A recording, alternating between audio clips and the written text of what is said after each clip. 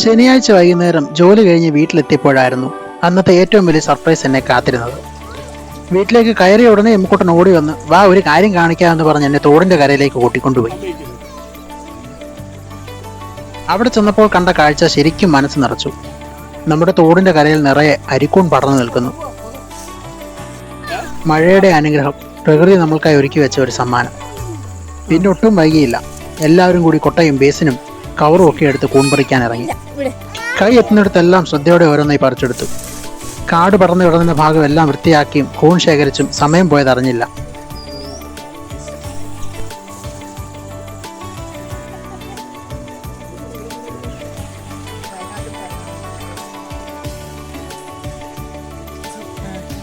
കഴിഞ്ഞ വർഷവും ഇതേ സ്ഥലത്ത് ഇതുപോലെ ധാരാളം കൂൺ ഉണ്ടായിരുന്നെങ്കിലും അന്നത് പറിക്കാൻ കഴിഞ്ഞിരുന്നില്ല. അന്നത്തെ വിഷമം ഇന്ന് മാറി.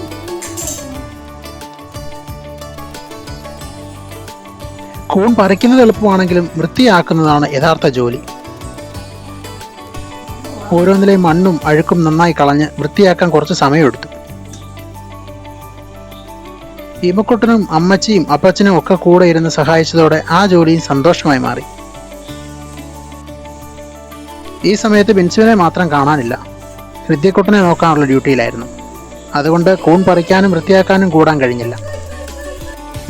പക്ഷേ അടുക്കളയിലെ കുക്കിംഗ് ഡ്യൂട്ടി മുഴുവൻ ബിൻസുവിൻ്റെതാണ്. അതിലാളൊരു കില്ലാടി തന്നെ.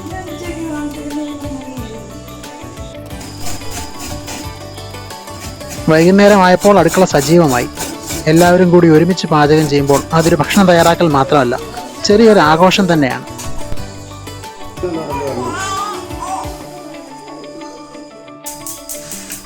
കുളിയൊക്കെ കഴിഞ്ഞ് ബിൻസു അടുക്കളയിലെത്തി. ചൂടായ ചട്ടിയിലേക്ക് കുറച്ച് എണ്ണയൊഴിച്ച് കടുക് പൊട്ടിച്ചു.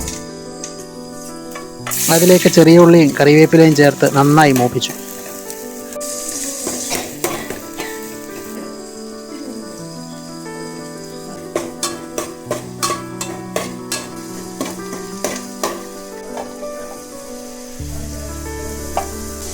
പിന്നെ വൃത്തിയാക്കി വെച്ച് നരിക്കൂൺ ചേർത്ത് പതുക്കെ ഇളക്കി.